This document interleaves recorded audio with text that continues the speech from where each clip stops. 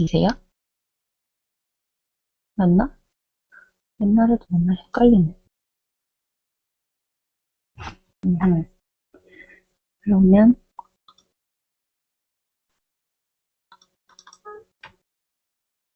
여기 있었나? 이쪽 아니다.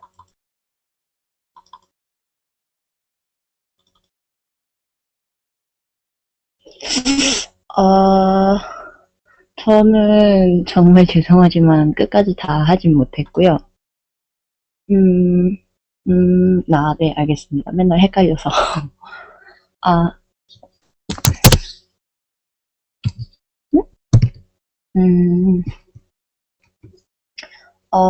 이때 처음에 이제 순서대로 해서 이제 DNS랑 방화벽 쪽으로 많이 써놨는데, 먼저 이제 DNS에 대해서 얘기 드리고, 방화벽이랑 웹방화벽에 대해서 얘기 드리고요. 그 다음에 보안 솔루션 중에 뭐 여러 가지 했어야 되는데, 이제 여기서부터 이제 많이 못한 부분이라서 IDS랑 IPS까지만 얘기를 써놨어요.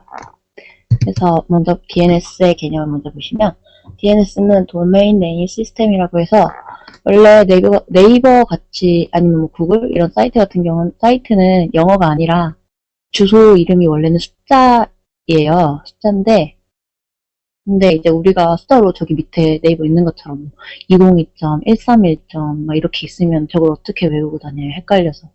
못하니까, 네이버라고 이름을 주고, 그걸 쓰고 들어갈 수 있게끔 만들어 놓은 게 DNS인데, 이제 사람들이 이제 사용하기 편하기 위해서 만든 시스템이고요. 이 DNS 서버를 통해서 사용자가 네이버라고 주소창에 치더라도 이제 알아서 숫자 IP로 바뀐 상태로 이제 들어가게 되는, 숫자로 바뀌어가지고 여기가 네이버구나 하고 들어가게 되는 거예요. 그래서 DNS는 어떻게 작동이 되냐면, 네이버에 어떻게 들어갈 거면요, 갈까 한번 생각을 해봤어요. 먼저 여기 마우스 되나? 여기 1번에 PC 자체, 뭐 인터넷 캐시 거기에 이제 확인을 해서 최근에 들어갔던 기록이나 그런 게 있으면 바로 쏙 들어갈 수 있는데, 없다면, 만약에 말도 안 되는 처음 가는 뭐 쇼핑몰 같은 데 가면은 IP 모르니까, 그런데 없으면 다음 이렇게 물어보는 게, 여기 리커시브 네임 서버라고 돼 있는데, 이게 로컬 네임 서버에다가 사용자 PC에서 브라우저가 이제 물어봐요. 나 뭐 www.abc.com 이거 모르는데 이것 좀 알려주겠니? 이렇게 그렇게 물어보는 걸 쿼리를 보낸다고 하는데, 그렇게 물어봐요. 물어보고 나면 세 번째, 이 가운데 있는 이 로컬 네임 서버, DNS 서버가 가장 중심이 돼서 이제 주소를 알기 위해서 많이 이렇게 왔다 갔다 하는데, 먼저 루트 서버에다가 물어봐요. 루트 서버에 여기에 2번에 있는 이 로컬 DNS 서버가 루트 서버한테, 너 혹시 이 주소에 대한 정보를 알고 있니? 라고 물어보면,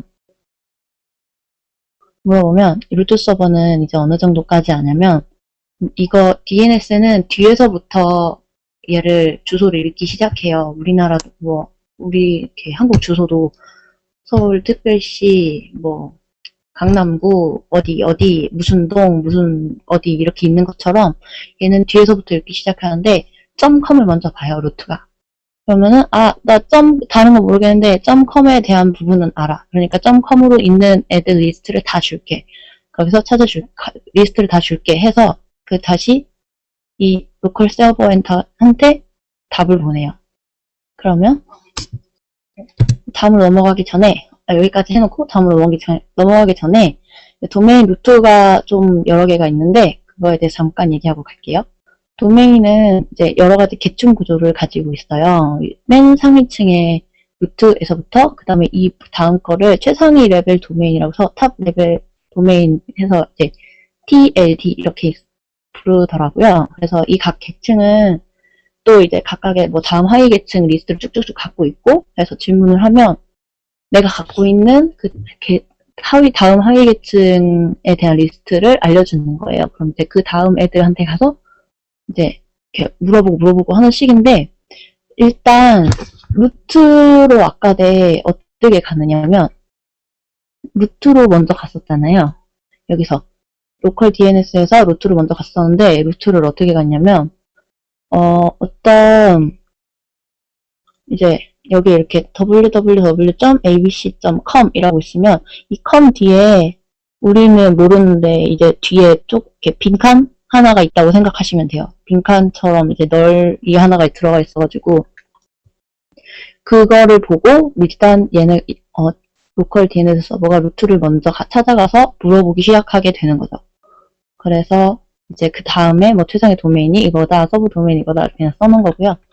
그래서 아까 얘기하던 작동 원리에 대해서 계속 얘기를 하면, 그 다음에 이제 여기 루트 서버한테까지 물어봤어요. 그러고서 이제 .com까지는 알아냈는데, 그 다음 걸 알아내기 위해서 .com을 갖고 있는 여기 .com 서버라는 게 있어요. 얘한테 물어봐요.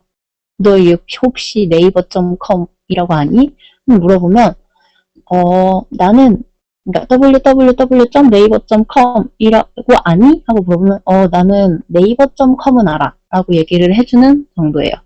그래서 www는 모르지만 아직 네이버.com은 아니까 알려줄게 하고 답을 보내줘요.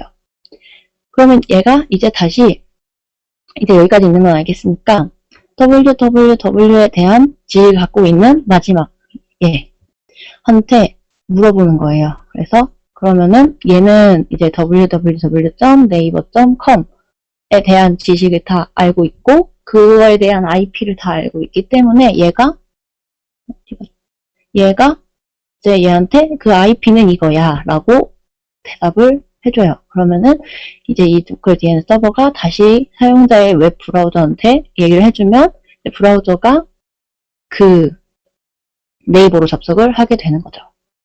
이렇게 DNS는 작동을 하고요. 그래서 이거는 제가 뭐 유튜브에서 DNS 작동 원리 이거 뭐 보기 깔끔한 거 하나 있길래 올려놓은 건데 그냥 나중에 한번 심심하면 다들 보세요. 그리고 이제 다음에는 방화벽에 대해서 얘기 드릴게요. 방화벽은 이제 해커에 의한 불법 침입을 이제 중간에서 이렇게 여기 벽처럼 이제 차단해주는 건데, 파이어월이라고 하고요. 원래는 이제 방화벽이 뭐 아파트나 큰 건물 빌딩 같은데 왜 이제 불나면 셔터 같은 거 내려오는 그거를 얘기하는 건데, 그거를 이제 IT에서 용어를 이렇게 쓰니까 여기로 이렇게 와서 방화벽이라고 얘기가 그대로 붙었고, 그래서 여러 가지 이제 보안 문제를 사전에 방지할 수 있는 소프트웨어나 아니면 그 소프트웨어를 탑재한 하드웨어를 방화벽이라고 합니다. 그래서 방화벽의 종류는 일단 먼저 패킷 필터링 방식이 있고, 응용 게이트웨이, 서킷 게이트웨이, 상태 정밀 검사, 그다음에 하이브리드 방식, 이렇게 크게 5가지 정도로 나눠볼 수 있고요. 먼저 패킷 필터링 방식이 뭐냐면 3, 4계층에서 작동을 하는데, 이제 미리 어떤 규칙을 정해놔요. 이제 어떻게 접근 제어를 할지 그런 규칙을 정해놔서 그거를 이제 접속을 제어를 하는 거예요. 그거에 따라서. 그래서 이렇게 접속을 제어하면은 좋은 게, 이제 일단 3, 4계층에서 처리되니까 금방 이제 인큐레이션 됐다가 했다가 이렇게 하는 게 빨리 처리되니까 처리 속도가 높아지고, 그러고 이제 기존 서비스나 아니면 새로운 서비스에 쉽게 연동을 할 수가 있어요.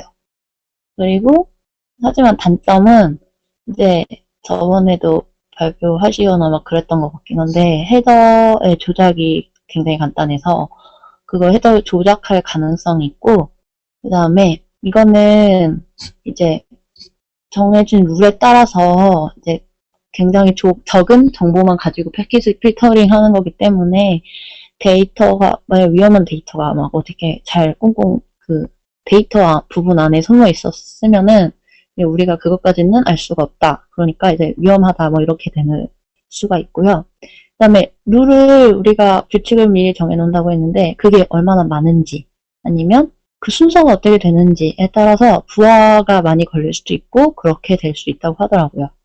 그리고 이제 이거는 이제 맨 앞에서 얘기하는 거니까 그만큼 이제 강하지 않은 인증 기능을 제공해서 위험하다라고 얘기를 드릴 수 있습니다. 그리고 다음에 응용 게이트웨이 방식이 있는데 이거는 프록시 게이트웨이라고도 해요. 그래서 이제 클라이언트한테 이거는 이제 약간 도매상 같이 중간자가 하나 더 있는 건데 클라이언트한테 얘가 중간에서 있어서 이 프록시가 중간에 있어서 요청을 받아요. 그럼 얘가 요 탑을 하고 싶대 사용자가 하면서 이제 서버한테 얘기를 대신 전해주는 거죠. 서버가 무슨 말을 하면 그걸 또 얘가 대신 받아서 다시 사용자한테 알려주고. 그러니까 중간에 이제 도매가 끼어 있는 것 같은 건데 이렇게 왔다 갔다 이렇게 하면 세션이 완성되는 거예요. 그래서 대신에 여기에 이제 프록시가 있으니까 여기에 사용 기록이 남고 그러니까 이제 감시나 추적 같은 데에 사용을 할 수가 있어요. 그리고 이제 좋은 점은 프록시를 가운데 두고 연결을 하니까 내가 내부 IP가 어떤지 이제 내부 IP를 외부에서 알 수 있게 되면 굉장히 많은 것들이 위험해지잖아요. 그러니까 내부 IP를 외부한테 숨길 수가 있고 이제 아까 얘기했듯이 이제 사용 기록이 남으니까 이제 로깅도 되고 뭐 여러 가지 인증 기능도 제공을 할 수 있어요. 그다음에 심한 단점은 이거는 맨 위에 그림처럼 7계층까지 올라갔다가 다시 내려오기 때문에 다른 방식에 비해서 조금 이제 시간적인 부분이나 뭐 이렇게 성능이 좀 떨어진다고 해요. 그리고 여기 마지막 그림에 보면 서비스별로 프록시가 다 다르게 필요하대요. 그래서 내가 뭐 텔넷을 쓰고 싶으면 텔넷 프록시가 있어야 되고 뭐 HTTP 사용하고 싶으면 HTTP 프록시가 있어야 돼서 만약에 내가 뭐 FTP를 사용하고 싶은데 FTP 프록시가 아직 없어요. 그러면은 그걸 다시 이렇게 딱 설치를 해줘야 하는 그런 불편함이 있죠. 그리고 다음 버킷 게이트웨이 방식 같은 경우는 이제 세션 계층에서 어플리케이션 계층 사이에 존재를 하는데 어느 아까 앞에 있었던 응용 게이트웨이보다 좀 더 좋은 게 어느 어플리케이션도 이용 가능한 일반적인 프록시가 존재를 해요. 이 가운데 그림 옆에 왼쪽 그림 보시면 제네틱 프록시라고 돼 있는데 이거는 이제 내가 아까 전에는 필요한 것들이 다 하나하나 이렇게 있었는데 따로 얘 같은 경우는 그냥 하나로 퉁쳐가지고 얘만 거치면 이것도 되고 저것도 되고 다 되는 거죠. 그래서 이 서킷 프록시라는 게 이제 이런 클라이언트 프로그램이 또 따로 필요하고 역시 아까 응용 게이트웨이 방식처럼 장점은 내부 IP를 숨길 수 있다는 거고요. 이거 오타가 있네. 이제 또 단점은 이제 방화벽에 접속하기 위해서 서킷 게이트웨이를 인식할 수 있는 수정된 클라이언트 프로그램이 필요하다는 것이 있고 또 이제 나중에 다르게 이제 비표준 포트로 우회해서 들어오는 것들은 방어를 하지 못하는 단점이 있습니다. 그 다음에 나머지 두 개 남은 거는 상태 정밀 검사 방식이랑 하이브리드 방식이 있는데 상태 정밀 검사 방식은 기본적으로 패킷 필터링 기술을 사용해서 클라이언트 서버 모델을 유지시키면서 모든 계층의 전후 상황에 대한 문맥 데이터를 제공해서 이거는 이제 패킷 필터링에다가 세션 추적 기능을 더한 것 같은 모양인데 데이터 부분에 대해서 좀 더 완벽한 검사 기능을 제공을 하고 뭐 UDP 같은 커넥션 리스 프로토콜까지 점검이 가능하고요. 그래서 이제 뭐 저는 아직 현역이 아니니까 잘 모르지만 현재 방화벽에 표준으로 자리 잡아가는 추세라고 있더라고요. 그리고 그다음에 마지막에 하이브리드 방식은 이제 앞에서 제가 얘기 드렸던 여러 유형의 방화벽들을 경우에 따라서 필요한 걸 이렇게 딱딱 갖다 쓰는 그런 것들 그냥 다 섞어 쓰는 것들을 하이브리드라고 하는데 좋은 점은 사용자가 필요한 데다가 적절한 기능을 딱딱 놓을 수 있는 게 좋은 건데 대신 처음에 구축할 때 어렵고 관리할 때도 어렵고 하는 단점이 있습니다. 그 다음에 방화벽을 또 구축 형태를 어떻게 구축을 하는지에 따라서는 또 이렇게 나눠지더라고요.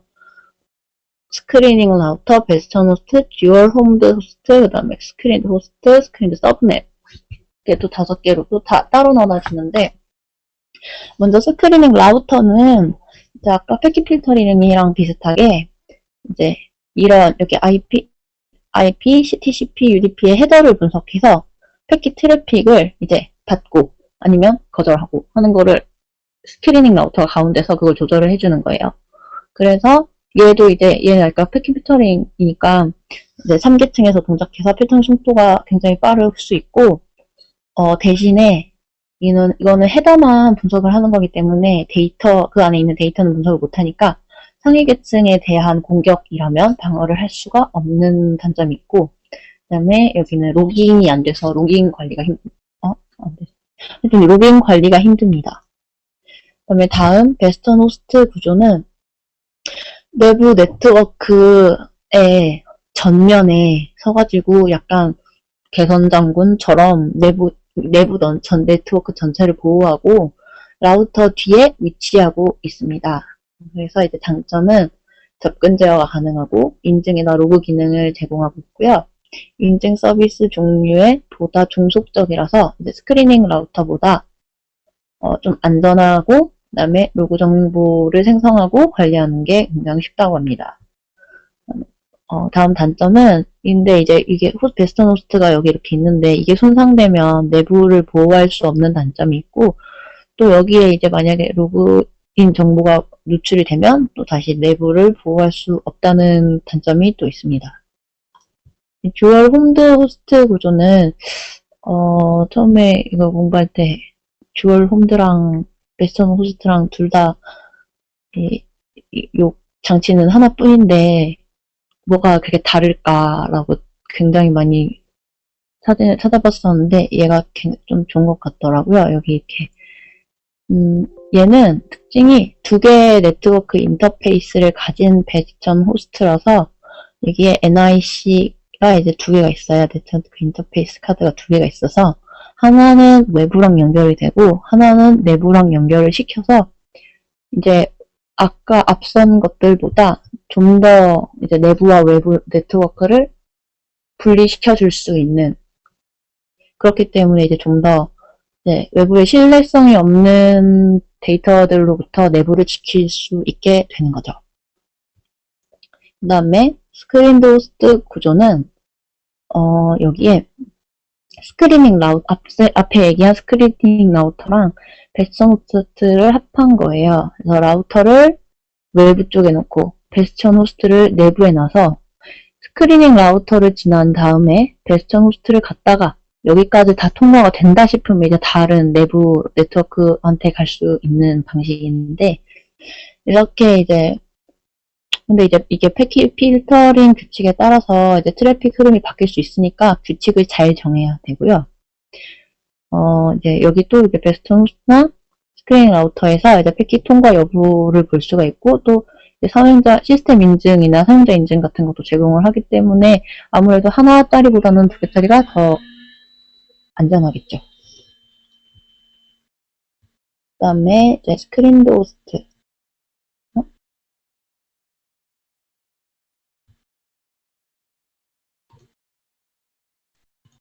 아이고. 저걸 하나를 만들다 만 거를 하나 껴있었네요. 죄송합니다. 수정해야겠네. 그 다음에 마지막에 스크린드 서브넷 구조는 외부와 내부 네트워크 사이에 하나 이상의 경계 네트워크를 둔다고 했는데 여기 보면 외부 라우터가 있고 내부 라우터가 있어요. 근데 그 사이에 이제 베스턴 호스트가 있고 그러면은 이 중간에 있는 이 부분이 내부도 아니고 외부도 아닌 네트워크 부분이 돼버리는데 그거를 경계 네트워크라고 하고 이렇게 경계 네트워크를 중심으로 해서 외부랑 내부로 나누게 되는 거예요. 그래서 이거는 아까는 이제 라우터 다음에 베스턴 호스트 거치고 그 다음에 거기까지 인증 끝나면 내부로 들어갈 수 있었는데 얘는 외부 라우터에서 베스턴 호스트로 지나고 그 다음에 내부 라우터까지 지나야지 내부 네트워크로 들어갈 수 있는 구조예요. 그래서 근데 이제 외부에서 만약에 자주 접속을 해야 하는 서버들이 있을 거 아니에요. 그런 애들은 맨날 이거 3개 다 뚫고 들어갔다 왔다 갔다 하려면 너무 시간도 좀 걸리고 불편하니까 이제 그거를 이제 이런 경계 네트워크에다가, 여기 그림은 없지만 경계 네트워크에다가 서버를 둬서 이제 외부, 이게 내부 지나지 않고도 이 경계 네트워크 상에서 이제 접속이 가능하게끔 그렇게도 만들 수 있습니다. 그다음에 아까 얘기해 드렸는데 경계선 네트워크는 이제 내부 라우터, 외부 라우터, 내부랑 외부로 이제 구분을 지어서 그 사이에 이제 DMZ처럼 이렇게 있는 부분이고요. 이제 보안성이 뛰어난데 다른 구조에 비해서 설치 관리가 어렵고 좀 서비스 속도가 이제 없는 경계 네트워크가 이제 아예 없는 것보다는 서비스 속도가 좀 느려질 수 있겠죠. 그다음에 대신 이제 아예 다르게 이제 이건 웹방화벽인데 웹방화벽인데 이거는 일반 방화벽이 IP랑 포트를 기반한 포트를 기반해서 만들어졌기 때문에 외부로 공격을 하면 방어를 하기가 어렵다고 합니다.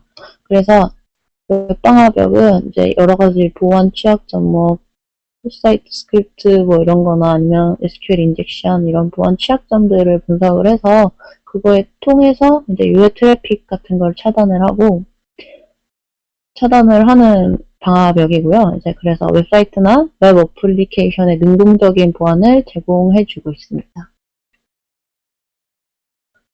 그다음에 IDS에 대해서 얘기를 드릴게요. IDS는 Intrusion Detection System인데 이거는 이제 위협을 중간에 밖에서 이렇게 외부에서 들어오는 게 있는데 여기서 너무 뭔가 이거 위험하다라고 얘가 생각을 해요. 그러면은 이거를 관리자가 있는데 관리자한테 경보를 해줄 수가 있어요. 공격이 오는 것 같아 하면은 관리자한테 야, 너 놀지 말고 나 공격당하는 것 같으니까 좀 관리 좀 해봐 라고 메일을 보내던지 뭘 하여튼 알려줘요. 그 다음에 또 세션 차단 기능이 있는데 얘는 이제 의심스러운 행위를 딱 감지를 하면 해당 세션을 차단을 해줄 수가 있고, 마지막으로 셔닝 기능이라는 거는 공격자의 패킷을 이제 막도로 방화벽한테 지시를 따로 내릴 수도 있습니다. 그래서 IDS는 이제 뭘 따라 구분하느냐에 따라서 이제 나눌 수가 있는데, 탐지 모델에 따라서 나누면은 오용 탐지와 변칙 남용 탐지라는 이렇게 두 가지로 나눠져요. 먼저 오용 탐지는 알려진 취약점을 이용해서 침입한 방법의 패턴이나 이제 시그니처를 비교를 해서 탐지를 하는 건데, 이거는 이제 미리 다들 자주 이제 당해봐서 알려진 것들, 그거를 미리 얘네들은 들어오기 전에 어떤 전후조 증상이 있고 그런 것들을 다 입력을 해놔요. IDS에 다 알려줘놔서 그걸 다 이렇게 그 징후 같은 것들이나 아니면 이건 어떤 공격은 이런 패턴이 있더라, 그런 거를 얘네가 알고 있어서 그런 패턴이 이제 감지가 되면 이거 그 공격인 것 같아 하면서 탐지를 하는 거고요. 그 다음에 남용 탐지는 뭐냐면 사용자가 그 서브 네트워크를 사용하는 사용자가 있는데 그 사용자가 평소에 그냥 일반 폴더를 많이 사용한다든지 어떤 행동이 있을 거 아니에요. 그 행동에 대해서 이제 수직 분석을 해요.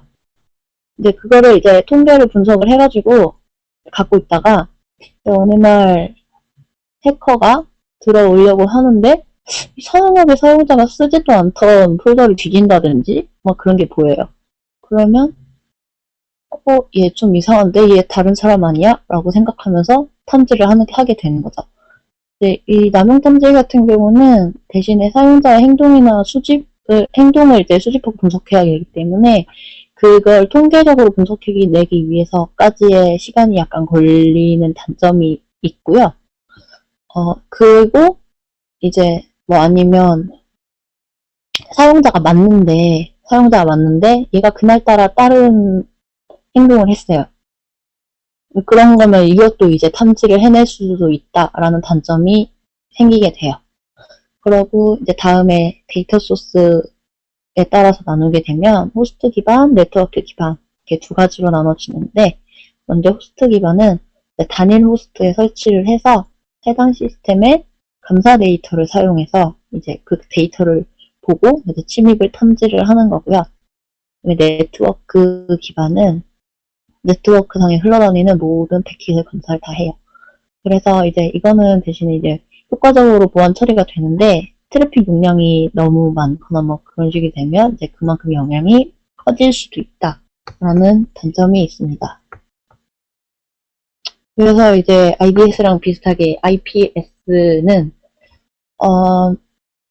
아까 그 IDS에다가 얘는 그걸 탐지해서 약간 IDS는 탐지해서 관리자한테 알려주기까지만 하는 정도라면 IPS는 내가 탐지를 하고 만약에 관리자 막 부재 중이었어요. 그럼 안 되지만 부재 중이었어요. 그러면 누가 이거를 탐지는 했는데 누가 막아줘요. 그러니까 IPS는 그거를 내가 탐지를 해서 차단을 할 수 있게 이제 미리 방어를 할 수 있는 이제 시스템인 거죠. 그래가지고 탐지된 공격에 대해서 웹 연결을 끊는 듯 이제 여러 가지로 이렇게 적극적으로 막아주는 솔루션을 IPS라고 하는데 여기 보시면 방화벽이랑 IDS, IPS 비교해 놓은 표가 있어요. 여기 중간에 뭐 원바이러스 이런 데 보면 파이어는 아예 탐지가 안 되고 IDS는 탐지는 되는데 그것만 해요. 근데 IPS는 탐지하고 자기가 차단까지 할 수 있어요. 이런 식으로 여기도 뭐 IDS가 뭐 도스 같은 경우는 IDS는 탐지만 하는데 IPS는 탐지하고 차단까지 해주고. 그러니까 어떻게 보면 IPS가 좀 더 이제 발전된 그거인 거죠. 네. 그래서 여러 가지 참고했고요. 오늘 뭐 여기까지 발표할게요.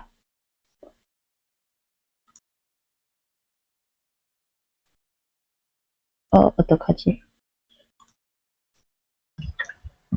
네, 고생 많으셨고요. 혹시 뭐 하시는 것 중에 뭐 궁금하던 거나 잘 안 풀리던 거 있으세요?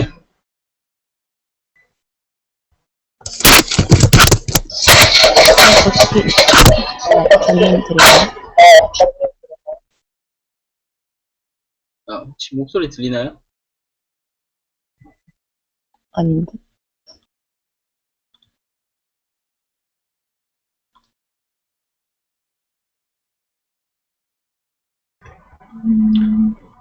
지금 목소리 안 들리나요?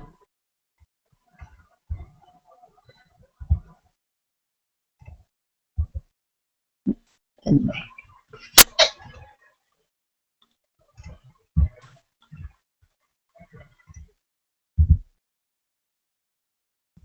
그럼 형석이는 없다 그렇고 윤철씨 안 되고 용화씨 혹시 윤철님 뭐 과제 발표할 거 있어요?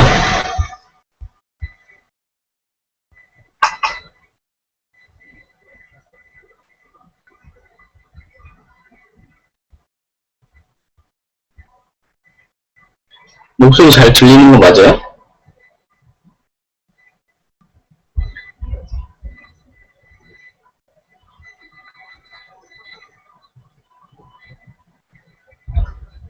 윤철씨? 윤철씨 어디 가셨나?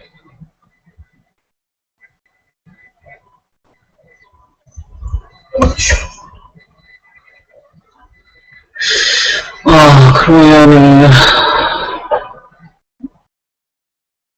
지금 혜연씨가 IDS, IPS, 뭐 DNS 방식 이런 거 잘 설명해 주셨고요.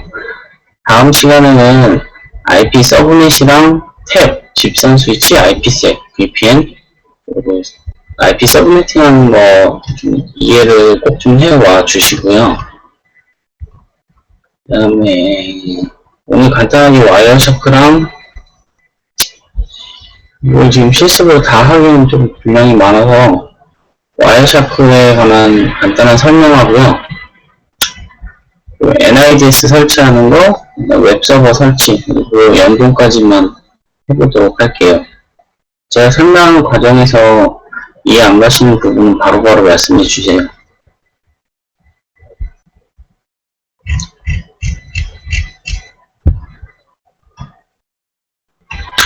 지난번에 어디까지 진행했냐면 오피스 A라는 업무망에는 IP를 스태틱으로 줬어요. IP를 하나씩 다 왔단 말이죠. DNS를 다시 키면 아마 IP가 세팅이 풀릴 건데, 저희가 세이브를 했었죠. 프로파일을.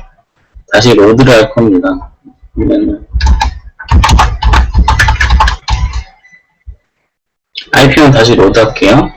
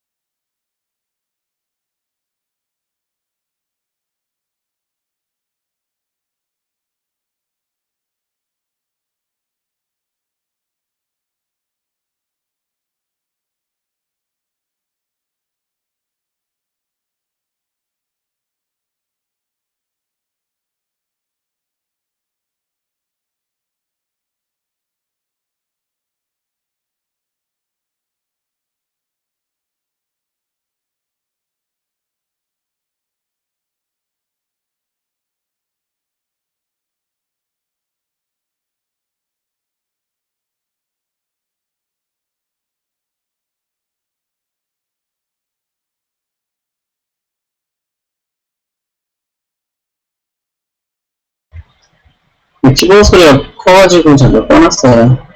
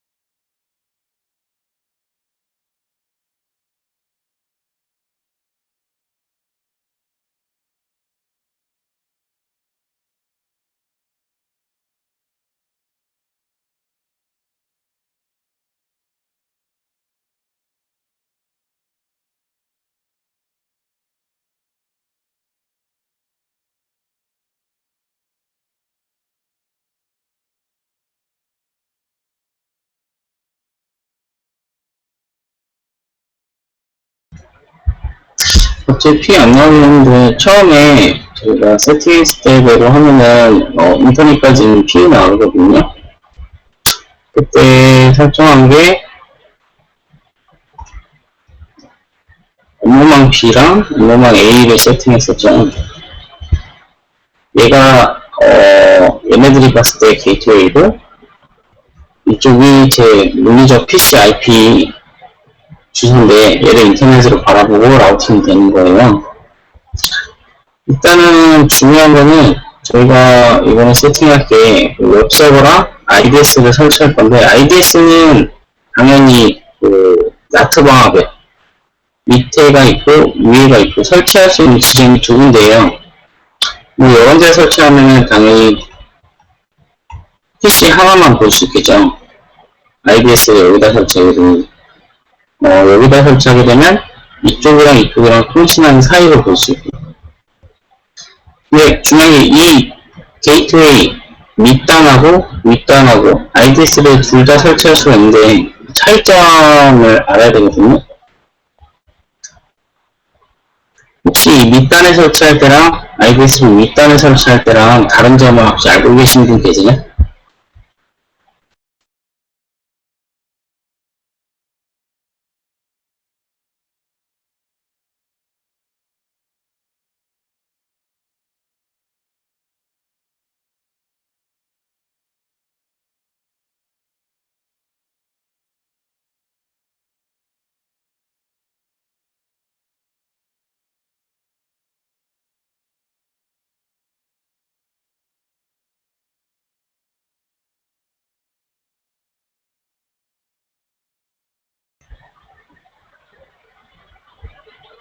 네, 밑에랑 설치할 때랑 위에랑 설치할 때랑 다른 거는 이 라우터에서 바라보는 그 어떤 트래픽은 똑같지만 IDS에서 바라보는 트래픽이 좀 달라요.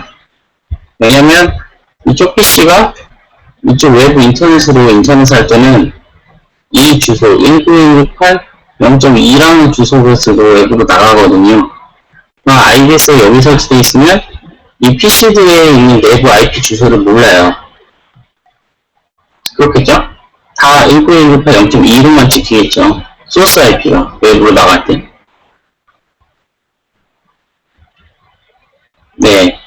그렇게 설치가, 여기다 설치가 되면 그렇고요.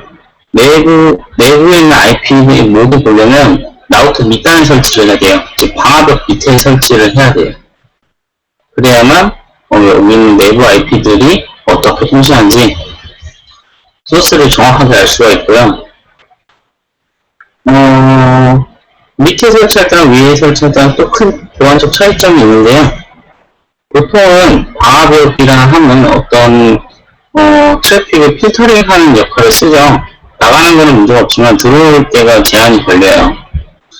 인가된 IP만 들어오게끔 설정을 해놓던가 인가된 포트만 들어오게 설정을 해놓던가 어쩌면 블랙리스트에 있는 IP는 ACL로 차단을 할 수가 있거나 라우터에도 뭐 차단을 할 수가 있는데 그 방화벽, 즉 게이트웨이 나트 방화벽 위하고 아래에 설치했을 때 위에서 만약에 IDS 설치를 한다는 거는 이쪽에서 그 필터링 되기 전 트래픽을 보는 거니까 모든 트래픽을 보는 거예요. IDS에 설치는.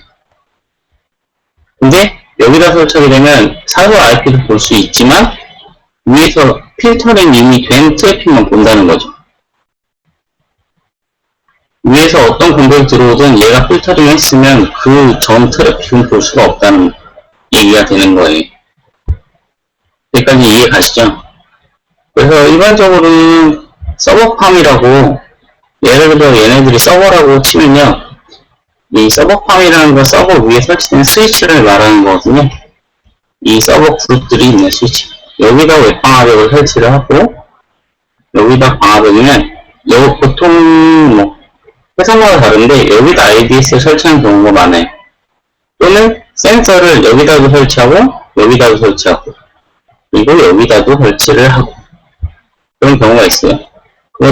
센서를 여러 군데 설치하게 되면 이쪽 내부 PC가 해킹을 당했을 때 이쪽 서버를 공격하게 되면은 만약에 여기만 설치가 되어 있으면은 모르잖아요. IDS 입장에서 이렇게 해서 이렇게 가기 때문에 그래서 센서를 여러 군데에다 설치를 하는데 단 한 군데에다만 설치할 수 있다라고 했을 때 저 같은 경우는 여기다 설치할 것 같아요. 외부 IP를 보고 외부 인터넷을 하는 거든. 이게 가용성 있는 위치인 것 같고요. 아니면 모든 악의적인 트래픽 아니면 불필요한 트래픽까지 모두 보려면 이 위치에 설치하는 게 맞아요. 자, 그럼 일단은 간단하게 저희가 지난번에 만들었던 그 윈도우 XP 있잖아요. 얘를 가지고 IDS를 만들고 웹서버를 만들게요. 얘는 그때 PC로 사용을 했었거든요.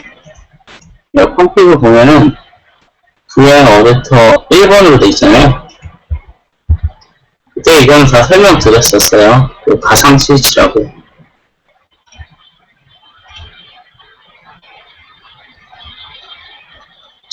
만약에라도 그리고 아셔야 되는 게 만약에 VMware에서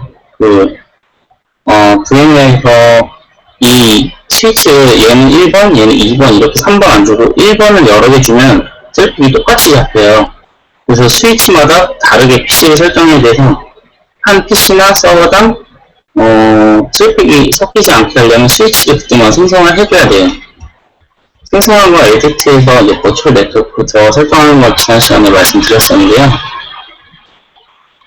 제가 이제 해보니까 지금 1번, 2번, 10번이 호스트 only로 돼 있어요. 1번 10점, 2번 10점, 10번 또 10점대 이렇게 설정했었는데 중요한 게 뭐냐면 이걸 만들고 나서 GNS에 적용시키려면 에러가 나와요. 재부팅을 해줘야 되더라고요. GNS를 껐다 안 되고 다시 설명드릴게요. 네트워크 버추얼 네트워크 에디트를 생성해서 가상 스위치 하나 만드시면 컴퓨터를 재부팅 해야 되더라고요. 스택 이런 식해서 네, 여기서 에드 네트워크에서 뭐 하나를 만들었어요. 가상에 가상의 스위치를 만들었으면 GNS 적용시킬 때는 재부팅을 해주셔야 됩니다. 아니면 적용이 안 될 거예요. 여기까지 이해하셨으면 바로 IDS랑 IPS 만드는 거 간단히 설명드릴게요. 지금 모르시는 부분 녹화 부분 보고 다시 따라하시면 되고요. 웬만한 건 제가 쉽게 하게끔 설정을 해놨는데 혹시라도 안 되면 말씀해 주세요. 일단은 IDS가 1번으로 해놓을게요. 저쪽 VMware 1번으로 되어 있으니까.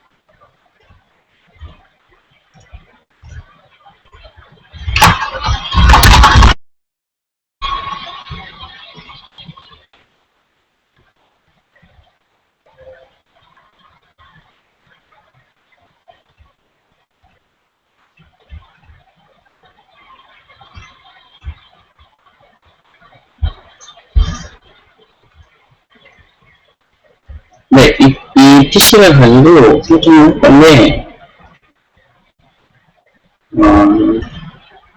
이건 일단, 윈도우 엑스플레이너인데 이걸 한번 바꿔볼게요.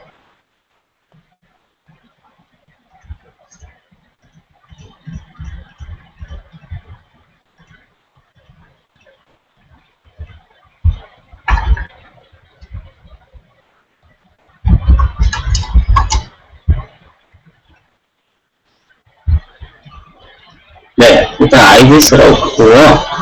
이 아래 구간에 설정을 하려면 이 구간하고 이 구간하고 연결이 돼야 되잖아요. 가운데 이렇게 놓을 수는 없잖아요. 이럴 때 어떤 장비를 하나, 저희 입장에서 지금 할 수 있는 게 딱 한 가지거든요. 여기 PC 인터페이스를 연결해서 바로 가게 할 수 있는 것도 아니고요. 이럴 때는 어떻게 해야 되냐면, 여기서 어떤 장비를 놓으면 될까요?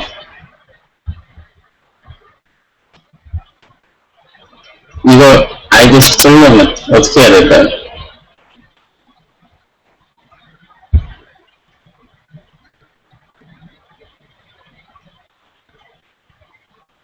모르시겠어요?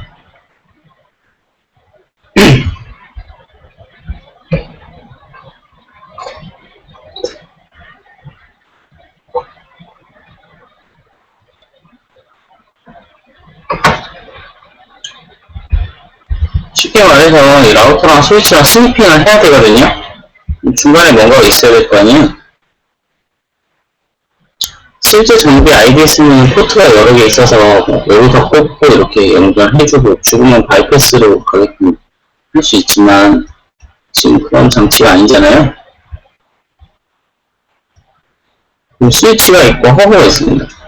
스위치는 브리징을 하죠. 그래서 스니핑을 보통 못해요. 그래서 허브를 연결해야 됩니다. 네, 허브를 연결해야 돼요. 왜냐면 허브는 모든 트래픽을 브로드캐스트 하기 때문에 스니핑이 되는 장비예요. 그래서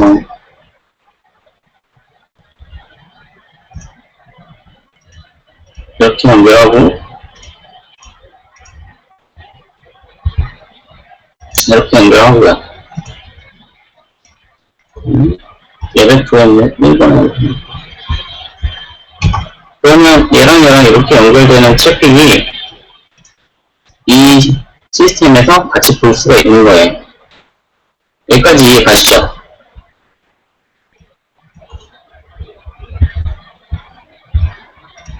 네. 얘를 그림 바꿀게요. IDS. 이게 IDS 모양이고.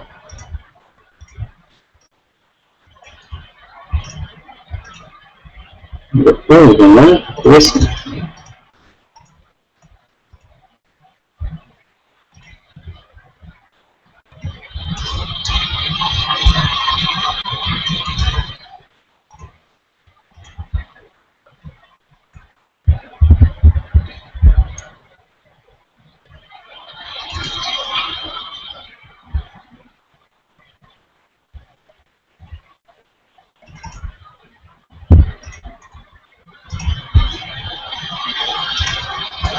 지금 PT 에러가 나오는데 라우터가 아마 동작을 해야 될 텐데요.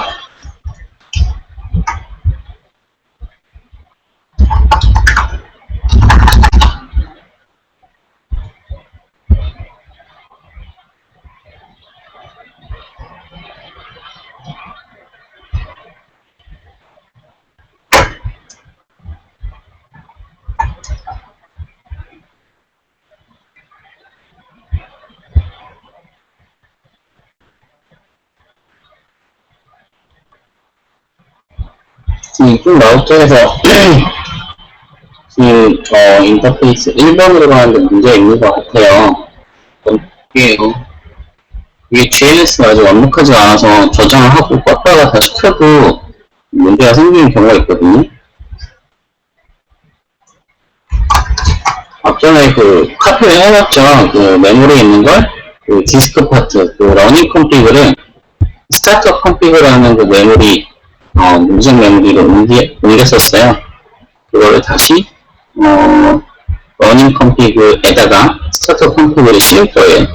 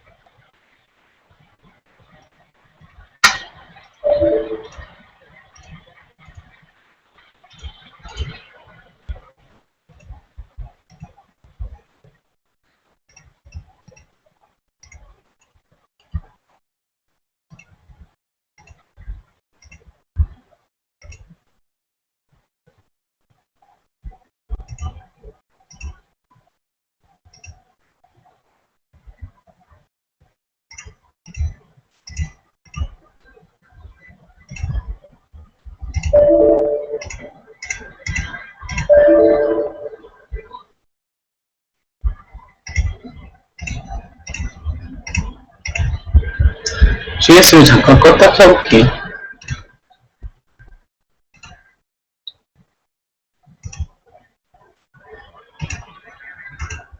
프로젝트를 끄기 전에 항상 이렇게 세이브를 눌러주셔야 되고요. GS를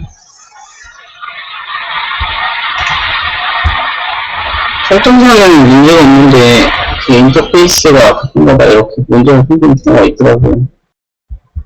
이거 가상이니까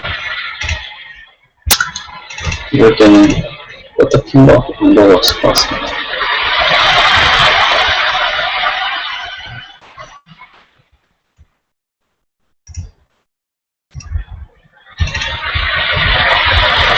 지금 문제가 되는 게 이 라우터인데요. 잠깐 해보다 안 되면은, 이 문제는 제가 나중에 해결하기로 하고, 일단 IDS랑 웹서버 구축하고, 그 패킷 잡는 거, 거기까지만 보여주고 마무리할게요.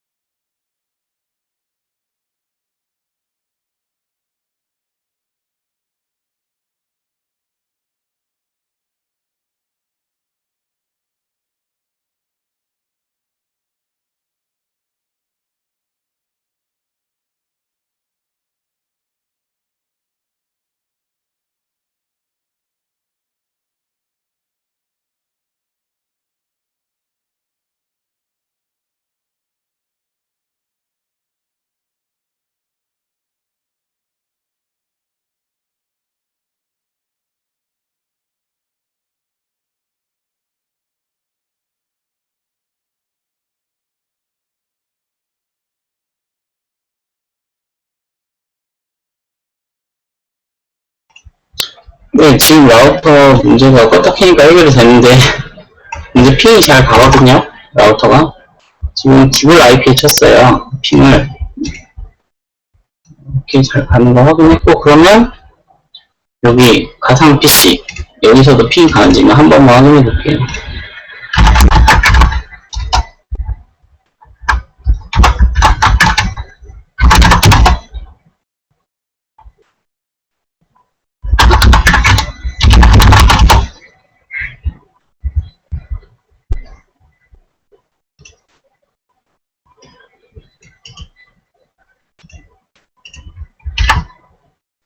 네, 그걸까지 핑이 이렇게 라우팅을 타서 제 거 인터페이스에 연결돼서 이제 외부로 인터넷 나가서 핑이 가는 것까지 확인했고요. 자, 이제 여기 이 IDS 세팅을 할 건데요. 제가 아까 말했듯이 그 컴퓨터 보면은 VMnet 1번으로 연결돼 있어요. VMnet 1번으로 연결돼 있다는 소리는 이쪽 VMware 인터페이스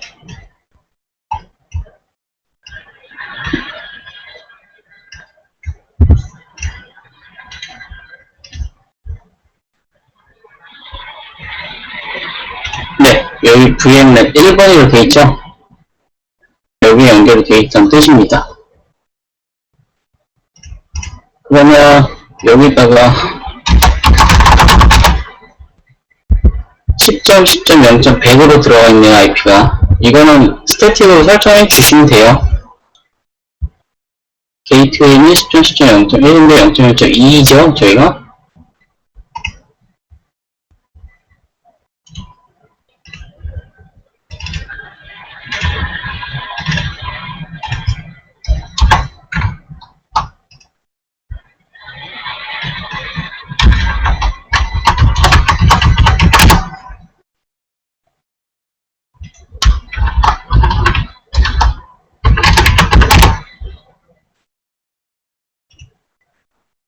네, 이 주소를 입력하는 거거든요. 10.0.0.2.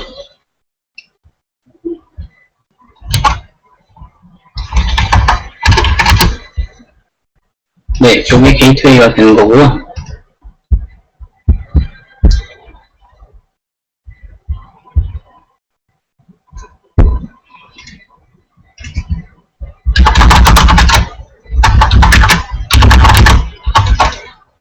네, 여기서 이제 핑이 외부로 나가고,